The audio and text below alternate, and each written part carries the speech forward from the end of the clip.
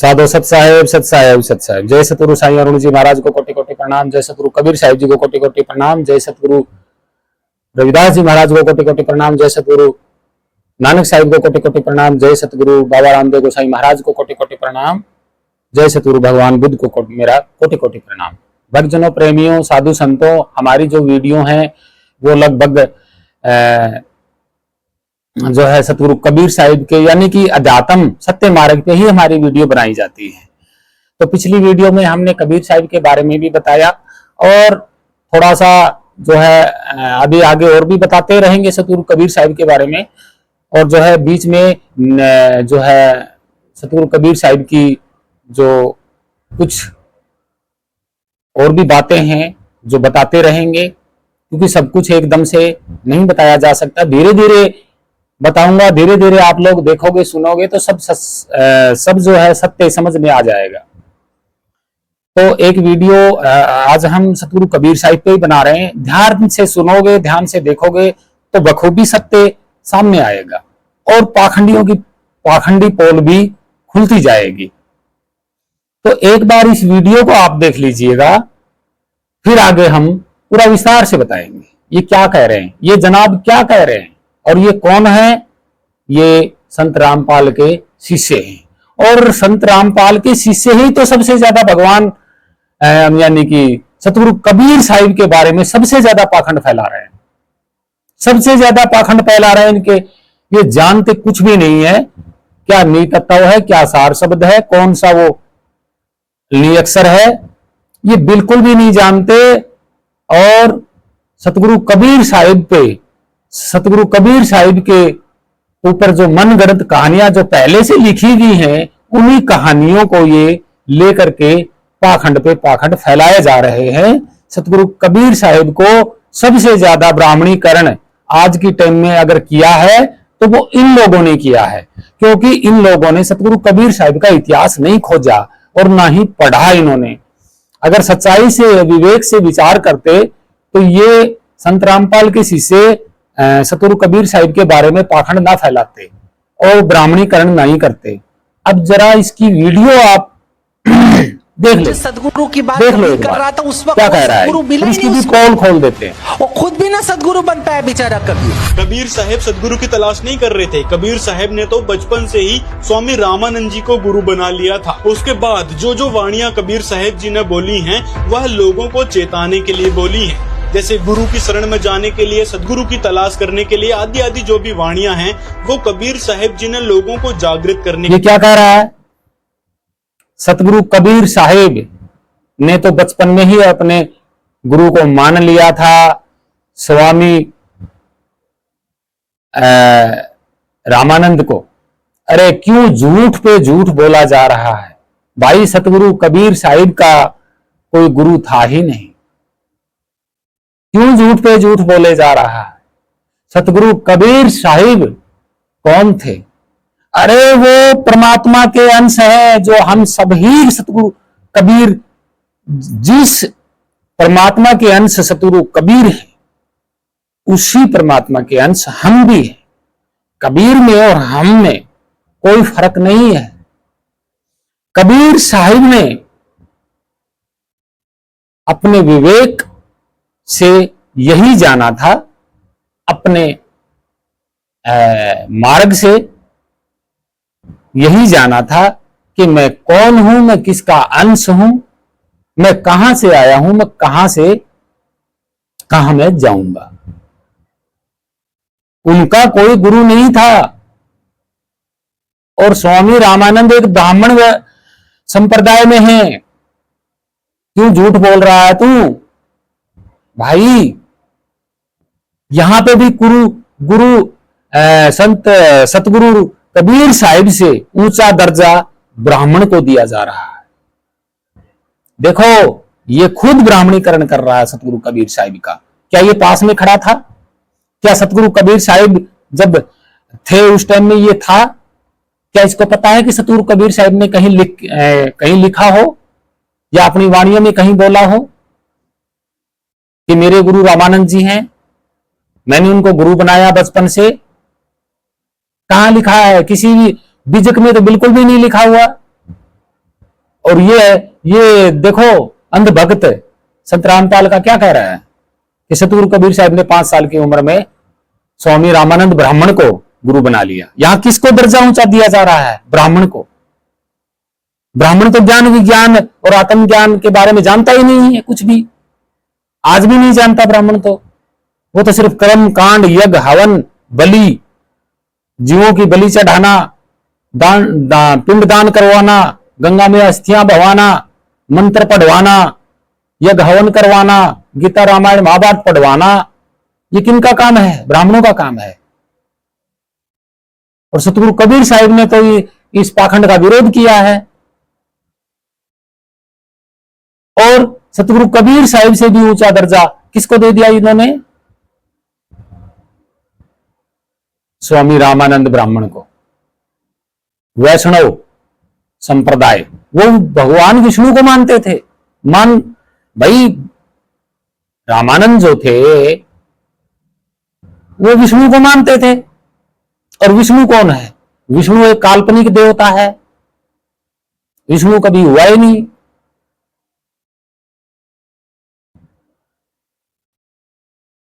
ऐसी बातों का तो, देवी देवताओं का तो खंडन आचार्यों ने किया है। शंकराचार्य ने भी, शंकराचार्य आचार्य जो आज बने बैठे हैं, ये इनके जो पूर्वज है शंकराचार्य है, वो ही नहीं मानता था इनके देवताओं को। तो उन्होंने पता नहीं कैसे कैसे ग्रंथ लिखे हैं वेदों में, इनमें पुराणों में, शास्त्रों में तो सारी देवताओं की धज्जियां उड़ा रखी हैं। पुराणों में सारे देवताओं की धज्जियां उड़ाई हुई हैं। शिव जी के बारे में तो ऐसी धज्जियां उड़ाई गई हैं, ऐसी पोल खोल दी है उन्होंने। गणेश की पोल खोली हुई है उन्होंने, विष्णु की पोल खोल दी, कृष्ण की पोल खोल दी, ब्रह्मा की पोल खोल दी, इंद्र की पोल खोल दी, सबकी पोल खोल रखी है पुराणों में। तो सबके सब हरामी नीच दिखाए गए हैं उनकी कथाओं में। सब ऋषियों की पोल खोल दी उन्होंने कि वो फलाना ऋषि ऐसा था, ढिमका ऋषि ऐसा था। ये कौन सा ज्ञान है? ये आत्मज्ञान है।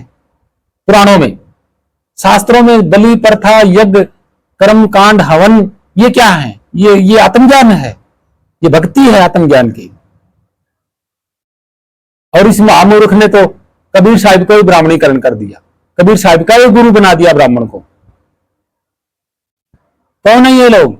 ये वही लोग हैं जिनको ज्ञान नहीं है और जो अंध भक्त बने बैठे हैं, जो मूर्ख हैं। सतगुरु कबीर साहिब कौन थे, क्या थे, मैं असलियत में बताता हूं। सतगुरु कबीर साहिब एक ज्ञान का नाम है।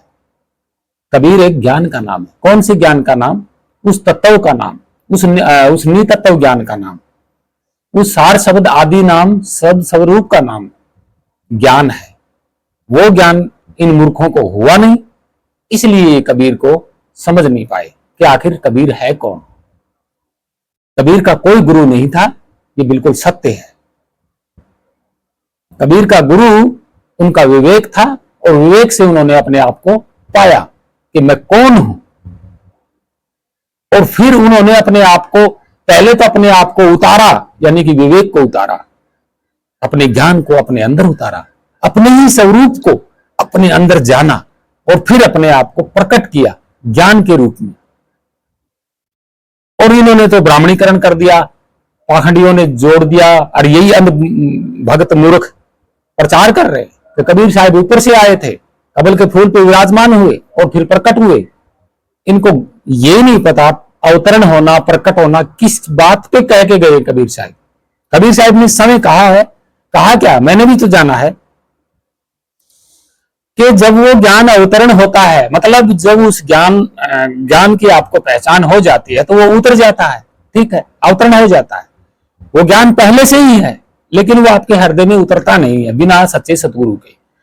जब आपके सच्चे सतगुरु के द्वारा वो ज्ञान अवतरण हो जाता है, यानी कि अपनी आप पहचान आपके हृदय में उतर जाती है, तो क्या होता है, आप अपनी ही पहचान यानी कि अपने ही स्वरूप, अपने आप को दूसरों के सामने आप प्रकट करते हो। किसके रूप में? ज्ञान के रूप में। कैसे? कि भाई हम सब एक हैं, आप सभी अपने अपने अंदर जानो और देखो, सबका स्वरूप एक है। ये है वो ज्ञान। अब ये अंधभक्त इस ज्ञान को जानते नहीं है, इसलिए इन्होंने गुरु बना दिया ब्राह्मण को। तो दर्जा यहां किसको दे दिया गया? ऊंचा तो दर्जा तो ब्राह्मण को दे दिया गया इन्होंने। सतगुरु कबीर साहिब संत का गुरु कैसे हो गए? फिर ये तो शिष्य के शिष्य रह गए। तो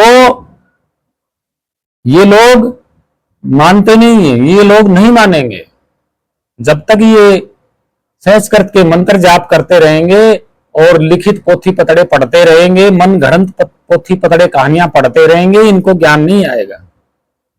सतगुरु कबीर साहब ने अपनी वाणी में कहा है कि हम अविगत से चले आए।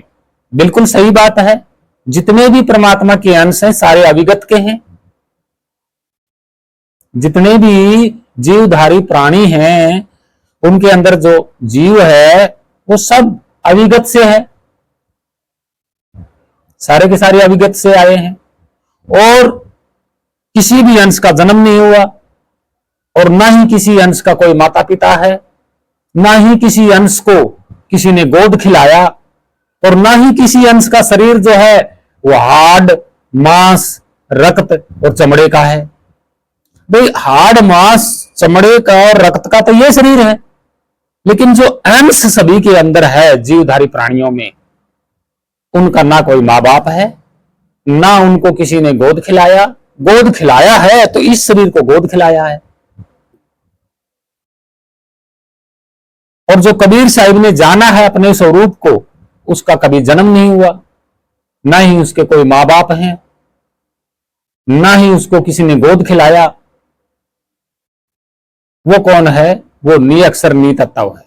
उसके कोई माँ बाप नहीं है, उसका कोई जन्म नहीं हुआ, ना ही उसको किसी ने गोद खिलाया, और ना ही वो हाड़ मांस चमड़े रक्त का बना हुआ है। और वही अंश हम सबके अंदर भी है। भाई गोद खिलाया है, जन्म हुआ है, नाम रखा गया है, हाड़ मांस चमड़ा तो ये शरीर है। अंदर जो बैठा है वो अविगत का है, वो अविगत सतलोक का अंश है, उसका कभी जन्म नहीं हुआ। तो कबीर साहिब ने अपने स्वरूप को जान करके तभी तो ये कहा था कि मेरा कभी जन्म नहीं हुआ, मैं अविगत से आया हूं, और ना ही मेरे माँ बाप हैं, ना ही मेरे को किसी ने गोद खिलाया, और ना ही कभी मेरी मृत्यु होती, और ना ही मेरा शरीर हाड़ मांस चमड़ा रक्त का है। तो वो सही तो कह रहे हैं, गलत थोड़ी नहीं कह रहे हैं, वो तो सत्य कह गए हैं। ये तो मैंने भी जाना है कि मैं अंदर बैठा हूं, मेरा शरीर हाड़ मांस चमड़े का नहीं है, और ना ही मेरा कभी जन्म हुआ, और ना ही मेरे माँ बाप हैं, ना ही मेरे को किसी ने गोद खिलाया। मैं तो बस आदि अनादि काल से शरीर बदलता आ रहा हूं। पता नहीं कितने इस शरीर के माँ हुए हैं, कितने इस शरीर के बाप हुए हैं, कितने इस शरीर के भाई बहन हुए हैं, और ये शरीर तो हाड़ मांस चमड़े का है। तो इसमें गलत क्या कहा कबीर साहब ने? हम सभी ऐसे अंश हैं जो हमारा कभी जन्म ही नहीं हुआ, हम तो बस शरीर बदलते आ रहे हैं। और ये अंध मूर्ख क्या कह रहा है? कबीर साहब ने कि कबीर साहब ने यही बात तो कही है, ना हमारा कोई गुरु है, ना हमारा कोई शिष्य है। सही बोला उन्होंने। भाई उन्होंने अपने आप को जान लिया था, और उन्होंने तो अपने आप को प्रकट किया है ज्ञान के माध्यम से। और कबीर का नाम ही ज्ञान है, ये मैंने पहले भी बताया है। कबीर का नाम ज्ञान है। ज्ञान को ही कवि कहा जाता है, सत्य ज्ञान को ही निअक्षर नितत्व कहा जाता है। सार शब्द वो सबका सार है, उसका कभी जन्म नहीं हुआ, वो सनातन है, वो शाश्वत है।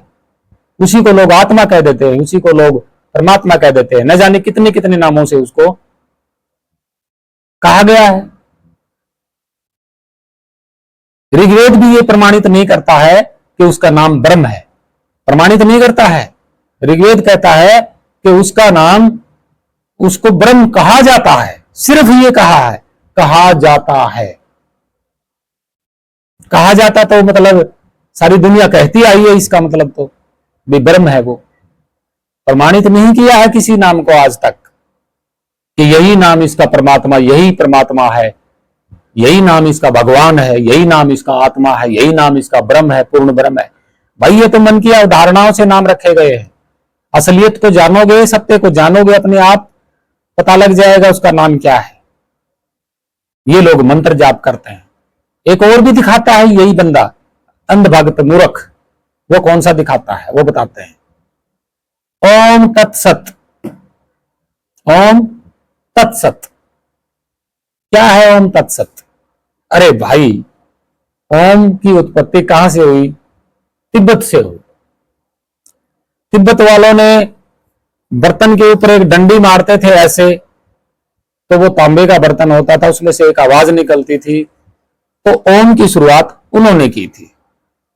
और वो ओम लिखा जाने वाला नहीं था, सिर्फ कानों से सुनते थे, शांति महसूस करते थे।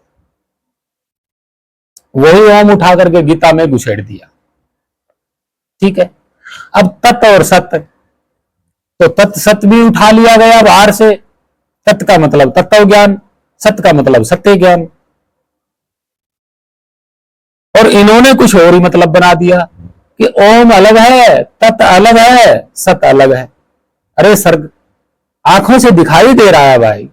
ओम तत् सत्य का मतलब क्या है?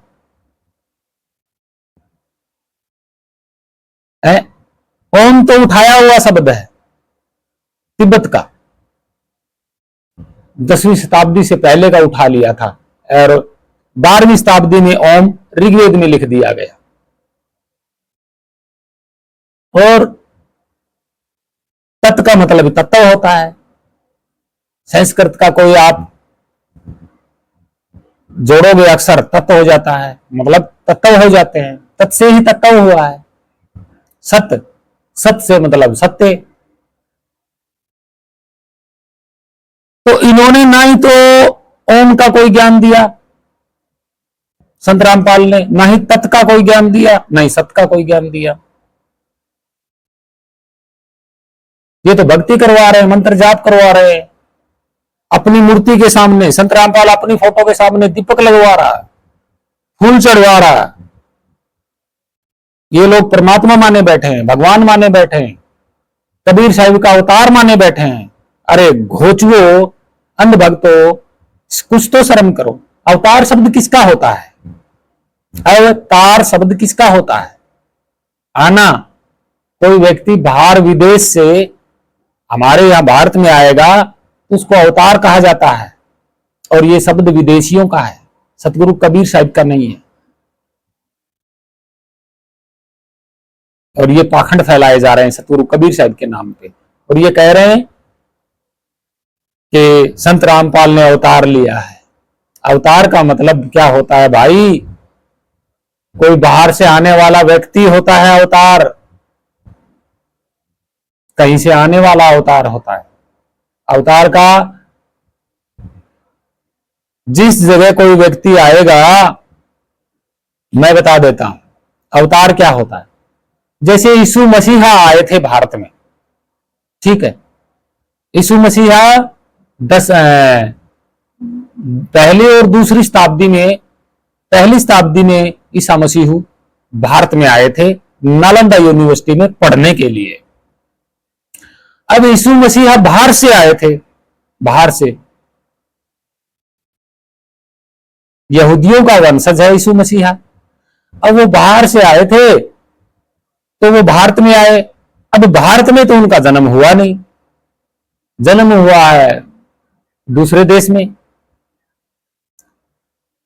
तो भारत में जब यीशु मसीहा आएगा तो क्या वो आसमान से उतर के आएगा? भाई जन्म तो हुआ है ना कहीं न कहीं, भले दूसरे देश में जन्म हुआ हो, लेकिन जन्म तो भारत का नहीं है। तो उस व्यक्ति को कहा जाता है कि जन्म उसका किसी देश में और में हुआ हो, और दूसरे देश में जब वो जाता है तो उसको बोलते हैं अवतार। और तो क्या संत रामपाल आसमान से उतरे हैं या कोई दूसरे देश से आए हैं? क्या इनका कभी जन्म नहीं हुआ? अवतार का मतलब क्या होता है? जन्म कहीं और होता है और वो फिर जाता कहीं और दूसरे देश में, और जब वो दूसरे देश में जाता है तो उसको अवतार कहा जाता है। जन्म तो उसका हुआ होता है, तो इन्होंने संत रामपाल को बता दिया कि सतगुरु कबीर साहिब का दूसरा अवतार है। अरे कुछ तो शर्म करो। सतगुरु कबीर साहिब ज्ञान का नाम है, उस नितत्व का नाम है, उस निअक्षर का नाम है, उस शब्द स्वरूप का नाम है, सार शब्द का नाम है, आदि का नाम है, सत्य का नाम है कबीर। और वो ही स्वरूप आपके अंदर भी है। आप भी कबीर हो। आप अपने ज्ञान को अवतरण करवाइएगा, अपने स्वरूप को अपने हृदय में उतारिएगा, पहचान जानिएगा।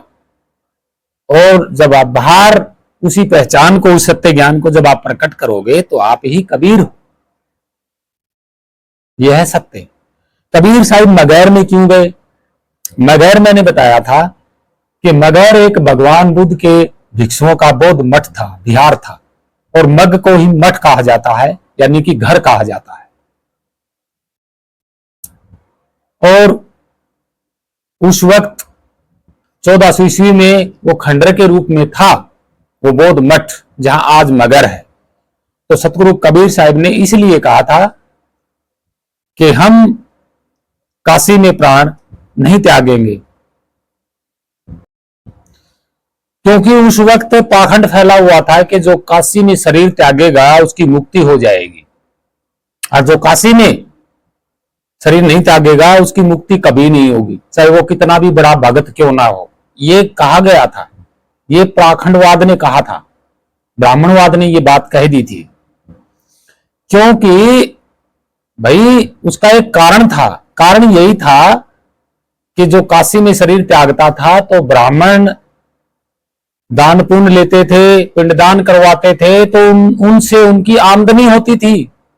इसलिए वो कहते थे कि जो काशी, इसीलिए वो एक भ्रम फैलाया गया था ताकि दुनिया, कोई कहीं का भी हो, किसी भी देश का हो, वो आकर के काशी में शरीर त्यागेगा, तब हम उनसे दान पुण्य है, रुपया पैसा है, या पिंडदान का है, या क्रियाक्रम का है, पैसा ले लेंगे। ये भ्रम फैलाया था मुक्ति के नाम से।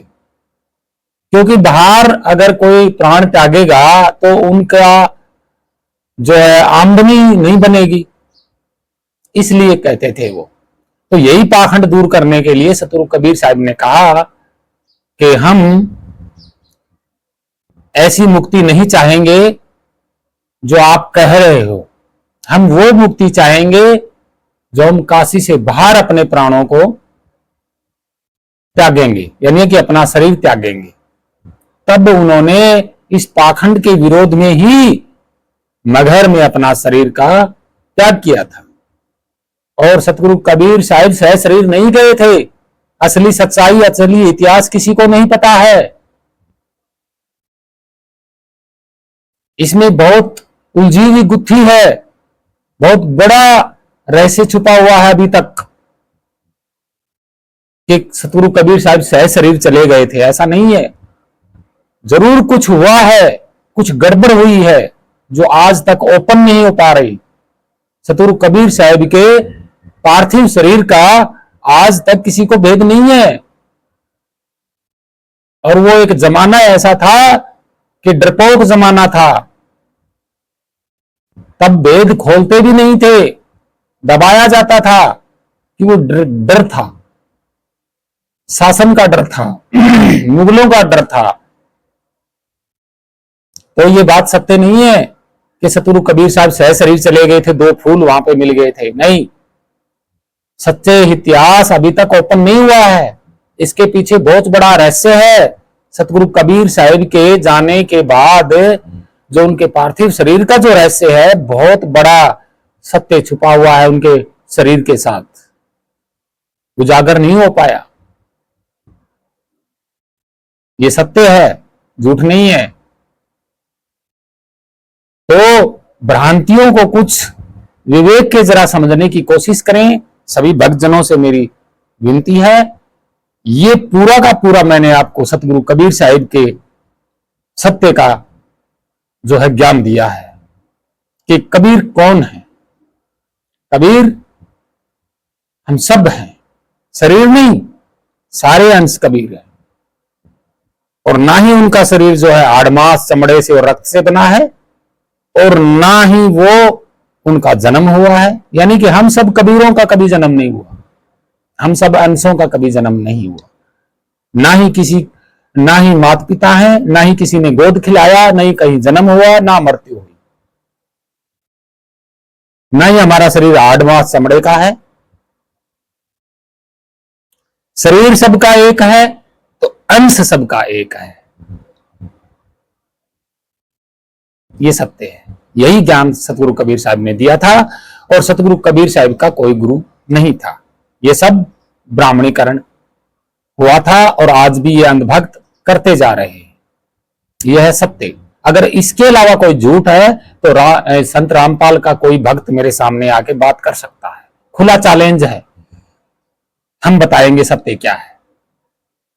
तो आशा करता हूं भक्तजनों, प्रेमियों, साधु संतों, आप सभी को प्रणाम, पूरी मानव जाति को प्रणाम। आप सभी सतगुरु कबीर साहिब के मार्ग पे चलने वाले, पंथ में रहने वाले सभी को मेरा